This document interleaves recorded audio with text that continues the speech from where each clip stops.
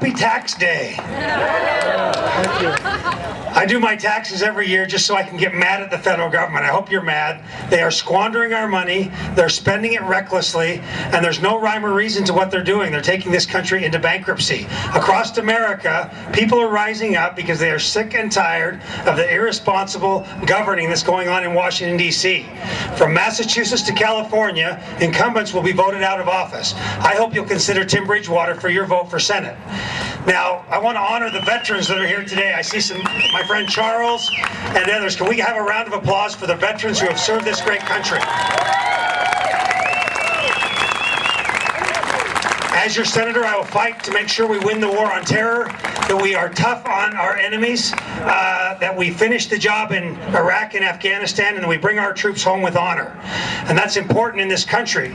We have real enemies that want to take our wealth. They want to kill us here or overseas, and our veterans and our military have done a great job in defending this country. I'm a gun owner. I'm a hunter. I feel like my Second Amendment rights are constantly being attacked.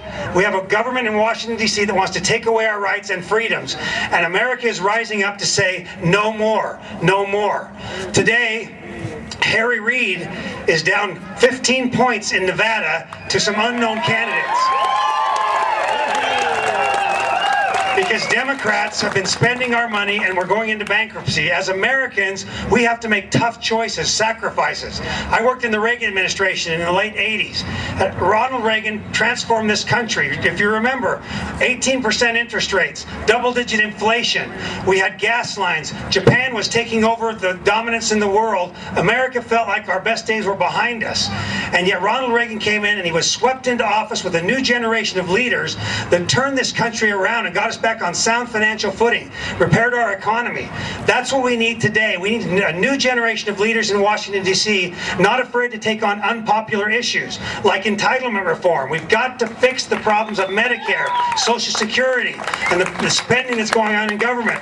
Senator Bennett has to defend earmarks. The earmarking system is absolutely broken.